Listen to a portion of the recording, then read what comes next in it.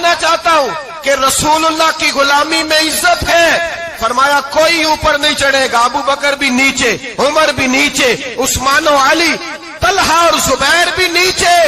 آج یہ حبشی غلام کعبے کی چھت پہ چڑھے گا اور میں دنیا کو بتاؤں گا کہ اصل عزت اسی کے پاس ہوتی ہے جو رسول اللہ کا غلام ہوا کرتا ہے. بھائی یاد رکھیں، عزت حضور کی غلامی میں ہے. نہ یہ دیکھو میری برادری کیا کہتی ہے. حضرت سلمان فارسی گورنر تھے، کھانا کھا رہے تھے، دسترخوان بچھا تھا. رسول پاک صلی اللہ علیہ وسلم کا فرمان ہے روٹی کا لقمہ دسترخوان پہ گرے اٹھا کے کھا لو، اللہ تمہاری بخشش فرما دے گا. دسترخوان صاف ہوتا ہے. روٹی، بڑے گورنر تھے آپ، بڑے بڑے سفیر بیٹھے تھے، وزیر بیٹھے تھے، روٹی کا لقمہ گر گیا.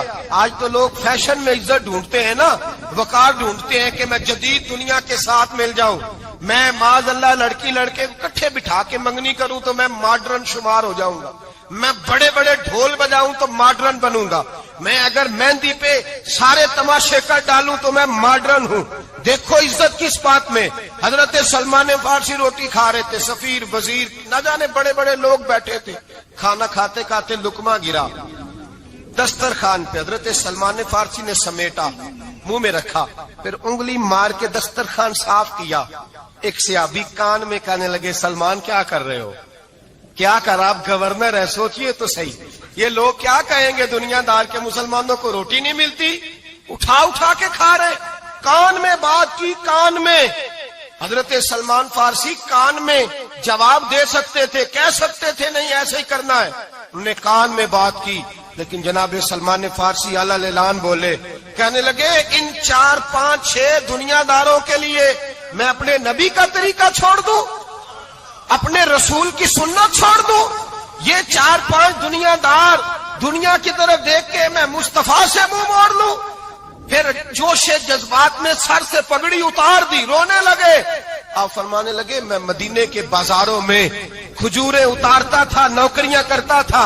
یہ جو میرے سر پر عزت کے بال ہیں یہ محمد عربی کے اگائے ہوئے ہیں، رسول اللہ کے اگائے ہوئے ہیں. امیر المومنین حضرت جناب سیدنا عمر فاروق رضی اللہ تعالیٰ عنہ رات گھر میں تھے تو رونے لگے.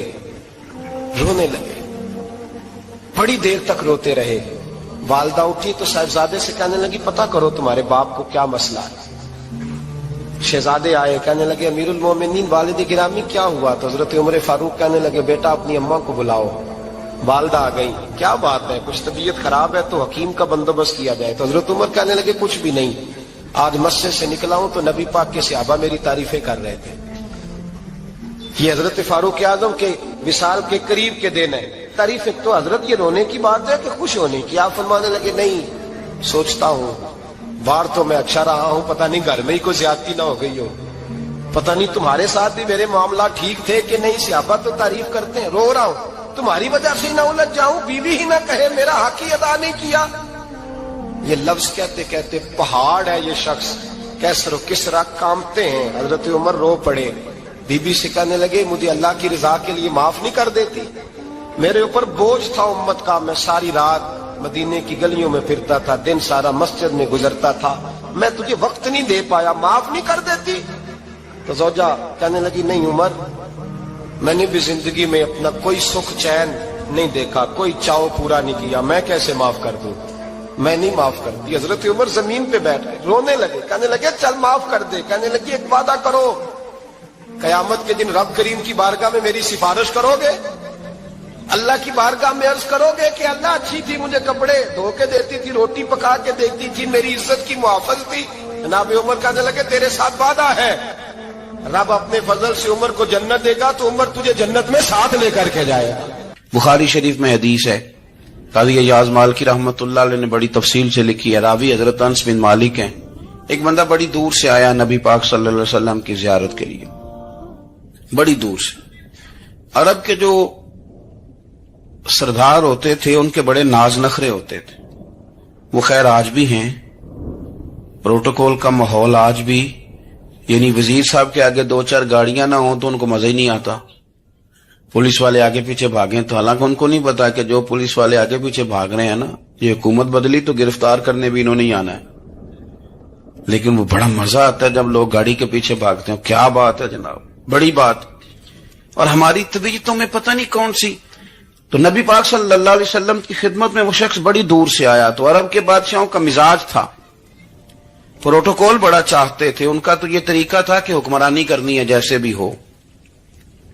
اگر کسی غلام نے دھوپ میں بندھا رہ گیا, اونٹ اور چھاؤں میں نہیں باندھا تو درے مارتے تھے, اور اگر اس نے کھول کے باندھ دیا تو پھر بھی مارتے تھے. کہتے تھے اتنا سیانا ہو گیا تو انہیں پوچھا ہی نہیں, خود بخود ہی باندھ دیا. وہ شخص حضور کی بارگاہ میں آیا, اور بہت سارے لوگوں کے پاس کیونکہ وہ جاتا تھا اپنے سربراہ کا پیغام لے کے, تو وہ کانپ رہا ہے جب حضور کی بارگاہ میں گیا, ڈر رہا ہے. اب ذرا بات کو سمجھنا, نبی پاک صلی اللہ علیہ وسلم نے اس سے فرمایا کیوں ڈرتے ہو؟ سادہ آدمی ہے, دیہاتی ہے, بدو ہے. اللہ کے رسول نے تھپ کی دی, کیوں ڈرتے ہو؟ تو کہتے حضور مجھے آداب نہیں آتے اور مجھے ڈر آتا ہے, کوئی بات اگر ایسی ہو گئی, آپ مدینے کی حکومت کے سربراہ ہیں, تو کہیں آپ ناراض نہ ہو جائیں. حضرت انس بن مالک فرماتے ہیں بات کہاں کی تھی, پہنچ کہاں گئی. جب اس نے یہ کہا نا کہ آپ تو حکومت کے سربراہ ہیں, کہیں کوئی غلطی نہ مجھ سے ہو جائے, تو نبی پاک کی آنکھوں میں آنسو آ گئے.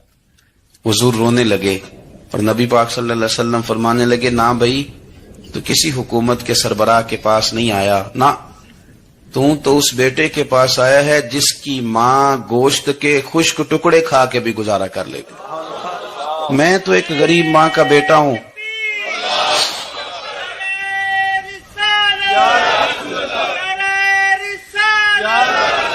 بھائی اگر آپ کا یہ ذوق بن جائے, دیکھو نا آج تو لوگ بھول جاتے ہیں نا, کپڑے بدل لیتے ہیں تو وہ سمجھتے ہیں کہ شاید سارا کچھ ہی بدل گیا.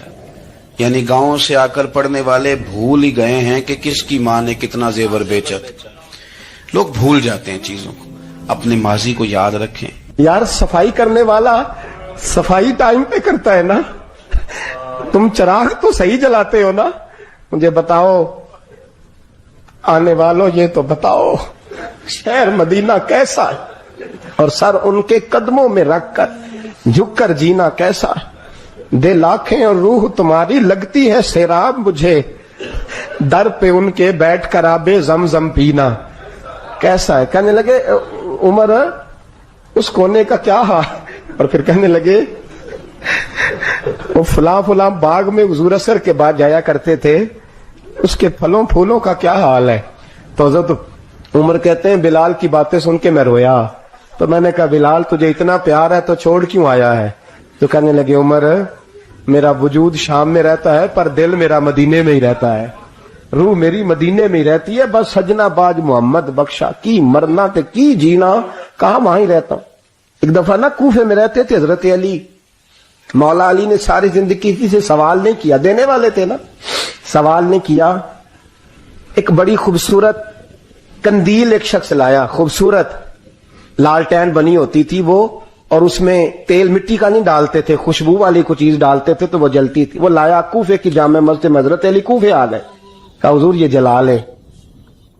جب وہ لایا نا کندیل, تو حضرت علی نے زندگی, امام حسن کہتے ہیں میں نے عجیب زندگی بھر سوال نہیں کیا. اس سے کہنے لگے میں نے کبھی کسی سے کچھ مانگا نہیں, اس طرح کی ایک اور مل جائے گی. تو اس شخص ایسے جیسے وہ عرش پہ نہیں بیٹھ گیا کہ علی نے مجھے کہہ دیا. کہنے لگا حضور مل جائے گی. فرمانے لگے لے جاؤ. کہتے ہیں وہ لے کے آیا. تو جب وہ لایا تو پہلے والی کندیل کو اتنا نہیں, اس کندیل کو سینے سے لگایا, اپنا امامے کا پلو لے کے حضرت علی نے پوچھا.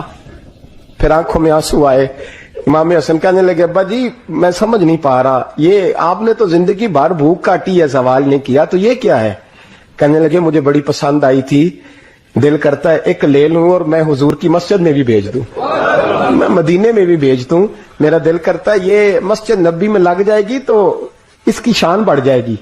تو فرماتے امام حسن کہ میں رو پڑا. میں نے کہا حضور مجھے سمجھ آ گئی ہے, رہتے آپ کوفے میں ہے پر دل آپ کا مدینے میں ہی بستا ہے, وجود یہاں ہے پر روح آپ کی.